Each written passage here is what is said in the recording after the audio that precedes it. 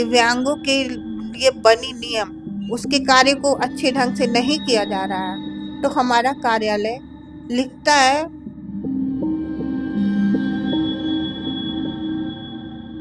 2.5 वर्ष की उम्र में बिस्तर से गिर गई थी और चोट लगी थी, जिसको उन लोगों ने मेनिंजाइटिस समझा। जी।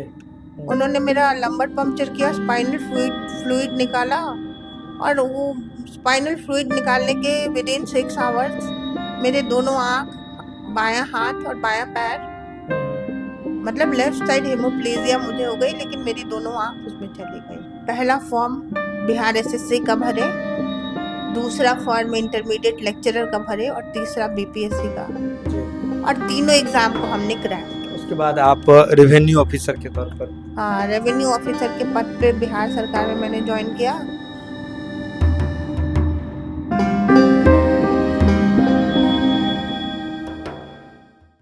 पास ने एक समय में लिखा था कि सबसे खतरनाक होता है हमारे सपनों का मर जाना।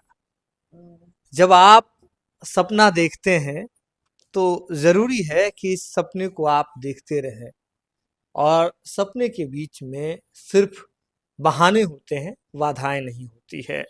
और इस बात की जीती जागती उदाहरण है हमारे सामने जो बैठी हुई हैं, राज्य आयुक्त निशक्तता का कार्यालय जो है उसकी सेक्शन ऑफिसर है रश्मि तिवारी जी। रश्मि तिवारी जी की क्या कहानी है, कि सफर कैसे शुरू हुआ और आज बिहार सरकार के इतने बड़े पद तक कैसे पहुंची, तमाम चीजों की जानकारी इन्हीं से हम लेंगे। नमस्कार, मैं सुमन हूं और आप लाइव सिटीज देख रहे हैं। मैम, ये कहानी, ये सिलसिला आपका, आपके जीवन का सफर, ये शुरू कैसे हुआ? और जो आप डिजेबल हुई वो बाय बर्थ था या किस तरह से ये सारी चीजें? नमस्कार, मैं रश्मि तिवारी बोल रही हूँ। सुमन जी मेरा यहाँ साक्षात्कार ले रहे हैं। मैं जन्म से तो दिव्यांग नहीं थी, किंतु इंडियन ऑयल कॉरपोरेशन लिमिटेड के डॉक्टरों के द्वारा मेरी उपचार में कुछ गलती हो गई, और गलती किसी से भी हो सकती है, तो उनके द्वारा मेरी बीमारी को समझने में कुछ दिक्कत हुई, क्योंकि मैं 2.5 वर्ष की उम्र में बिस्तर से गिर गई थी और चोट लगी थी, जिसको उन लोगों ने मेनिंजाइटिस समझा। जी। और मेनिंजाइटिस समझ के उसका जो उपचार उन्होंने मेरे साथ किया वो गलत हो गई शायद। उन्होंने मेरा लंबर पंक्चर किया, स्पाइनल फ्लूइड निकाला, और वो स्पाइनल फ्लूइड निकालने के विदिन 6 आवर्स मेरे दोनों आँख, बायां हाथ और बायां पैर, मतलब लेफ्ट साइड हेमोप्लीजिया मुझे हो गई, लेकिन मेरी दोनों आँख उसमें चली गई। मेरे पिता इंडियन ऑयल कॉरपोरेशन लिमिटेड में एक अधिकारी थे, और उनकी मेहनत के बलबूते पर ही आज हम इस सफर को पूरा कर पाए हैं, और आपके सामने शाखा पदाधिकारी के रूप में हम आज स्थापित हुए हैं। तो मैम, जैसे डॉक्टरों की गलती थी, और डॉक्टरों की गलती से एक जो एक अच्छा एक सपना है जो एक नॉर्मल इंसान देखता है, उसमें कहीं ना कहीं दिक्कतें आ गई, लेकिन इसके बाद जो आपकी पढ़ाई थी वो किस तरह से कंटिन्यू? मेरी पढ़ाई पूर्ण रूपेण मेरे घर वालों के ऊपर थी, और Begusarai Indian oil corporation limited के भीतर एक सेंट पॉल स्कूल हुआ करता था, जिसके प्रिंसिपल ने मुझे बहुत सपोर्ट किया, और 9th स्टैंडर्ड तक मेरी पढ़ाई आईसीएसई बोर्ड से हुई। और 10th का एग्ज़ाम देने के लिए आईसीएसई बोर्ड उस समय मुझे कुछ परमिशन नहीं दिया, या परमिशन इस ढंग से दिया कि जो स्कूल को समझ में नहीं आया।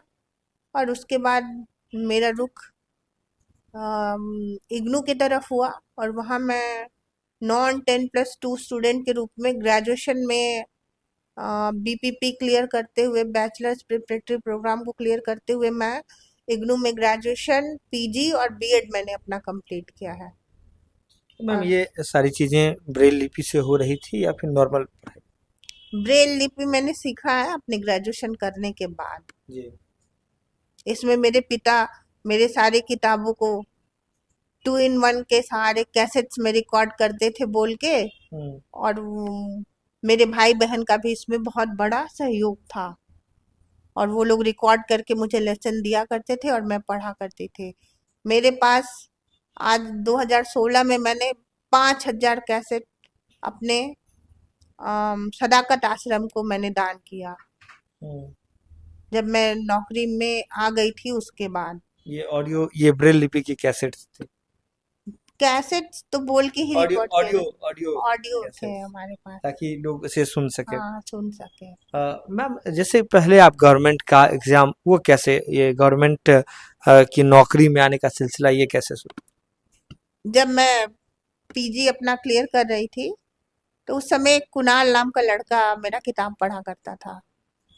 तो वो मेरे से उम्र में काफी छोटा था, हम्म। और हमेशा कहता था कि दीदी, आपको कुछ भी एक बार के बोलने में याद हो जाता है। हम्म। तो हम लोग फॉर्म भरते हैं, आप क्यों नहीं भरती हैं? उसके कहने पे हम पहला फॉर्म बिहार एसएससी का भरे, दूसरा फॉर्म इंटरमीडिएट लेक्चरर का भरे, और तीसरा बीपीएससी का। जी। और तीनों एग्जाम को हमने क्रैक किया। अच्छा, मतलब बिहार एसएससी का भी, इंटरमीडिएट लेक्चर का भी, और आप बीपीएससी का भी एग्जाम? हाँ, जी। तीनों एग्जाम हमने क्लियर किया बी फर्स्ट अटेम्प्ट में? फर्स्ट अटेम्प्ट में। तो उसके बाद फिर आपने कहाँ ज्वाइन किया? इंटरमीडिएट लेक्चरर तो हमने ज्वाइन नहीं किया, जी। क्योंकि दूर पोस्टिंग मुझे मिल रही थी। और बीपीएससी पीटी और मेंस क्लियर करने के बाद इंटरव्यू में मुझे नहीं चयनित किया गया, हम्म। लेकिन बिहार एसएससी में मुझे चयनित कर लिया गया। जी। वहाँ भी बीपीएससी में भी कुछ गड़बड़ी हुई थी उस समय। हम्म। वहाँ हमें जो रिजर्वेशन दिया गया था उस टाइम, हम्म। वो सही नहीं था, इसलिए थोड़ी दिक्कत आई। बाद में वो सही हो गया। बाद में फिर हमारे ठीक हो हमारे बैच के बाद वाले बैच से वो भी गवर्नमेंट सही कर ली। गया। तो चूंकि पहली बार थी, तो कहीं भी थोड़ी गलती हो सकती है, किसी से भी हो सकता है, हम्म। लेकिन वो अब सुधर गया है वहां पे। उसके बाद आप रेवेन्यू ऑफिसर के तौर पर? हाँ, रेवेन्यू ऑफिसर के पद पे बिहार सरकार में मैंने ज्वाइन किया। और ज्वाइन करने के बाद, चूंकि वहाँ प्रमोशन हो रहा था सबका जी। सर्किल ऑफिसर में, और वो काम 100% ब्लाइंड होने के साथ साथ मल्टीपल डिसेबिलिटी जो आज इंसान झेल रहा है, उससे वो सर्किल का काम होना परफेक्शन के साथ नहीं हो सकता। नहीं हो पा रहा था। जी। इसीलिए सरकार बहुत लोगों को उधर से इधर टर्न अप किया, जिसमें हम भी इधर आ गए। आप अभी जैसे सेक्शन ऑफिसर के तौर पर हाँ, राज्य आयुक्त निशक्त? निसक्ता के कार्यालय में हम जी। शाखा पदाधिकारी के रूप में कार्य कर तो रहा है। इस शाखा का ये काम क्या होता है? इस शाखा इस कमीशन का काम है कि अगर दिव्यांगों के लिए बनी नियम हम्म। या सर्कुलर किसी अन्य कार्यालय में उसके कार्य को अच्छे ढंग से नहीं किया जा रहा है, तो हमारा कार्यालय लिखता है। और ये एक मतलब हिसाब में लिख के उन्हें देता है। हिसाब में नहीं, ये सर्कुलर में है हम्म। कि इस ऑफिस को ये पावर दिया गया है, इसमें ये पावर वेस्ट किया गया है कि ये किसी भी कार्यालय को लिख सकता है, और बड़ी दमदार तरीके से लिख सकता है, और लिख के उस दिव्यांग का कार्य वहां से करवा सकता है, मतलब और ये करवाते भी हैं। करवाते भी? हाँ। आपने बहुत अधिक, मतलब आशा से अधिक आपने सफलता प्राप्त की, दिव्यांग होते हुए भी आपके सफर में दिव्यांगता आपकी बाधा नहीं पड़ी, कभी बनी? लेकिन जैसे एक और जो सामाजिक ताने बाने की बात कहते हैं, आप शादी की आप? नहीं, हम शादी किए नहीं, क्योंकि मेरा मल्टीपल डिसेबिलिटी था। जी। तो हमने कभी बचपन से ही इस सपने का में उड़ान नहीं भरा। तो अभी ऐसा लगता है कि कुछ ऐसा नहीं, जीवन में कभी कभी नहीं लगता है ऐसा, क्योंकि मेरी हौसला बहुत बुलंद है आज भी। और ये हौसला मेरे पिता और माता जी की देन है, मेरे भाई बहनों की देन है। और जिस कार्यालय में है, ये इस कार्यालय के भी सारे सदस्य हम्म। हमारे साथ एकजुट होके मेरा काम करवाते और करते हैं। चाहे वो राजायुक्त निसक्ता के पद पे बैठे हमारे कमिश्नर हो, हमारी अपर आयुक्त निसक्ता हो, या हमारे ऑफिस के कोई भी कर्मी हमारा बहुत अच्छी तरह से ध्यान रखते हैं ये लोग, और हमारी मदद ये लोग बहुत करते हैं। जैसे आप घर में तो अकेले ही रहती होंगी, हाँ, तो ये सब कैसे मैनेज होता है? घर का भी काम सब हम मैनेज कर लेते हैं खुद से। सब ट्रेनिंग मुझे बचपन में ही मिली है, उसमें कोई दिक्कत नहीं है। बस थोड़ा सा दिक्कत ये होता है कि अगर घर का या कार्यालय का कुछ अगर बदल गया है, हम्म, कहीं कुछ चेंजेस किया गया है हम्म। कोई सामान इधर से उधर कर सामान दे। के अरेंजमेंट में, तो वो मुझे पहले बता दिया जाता है। जी।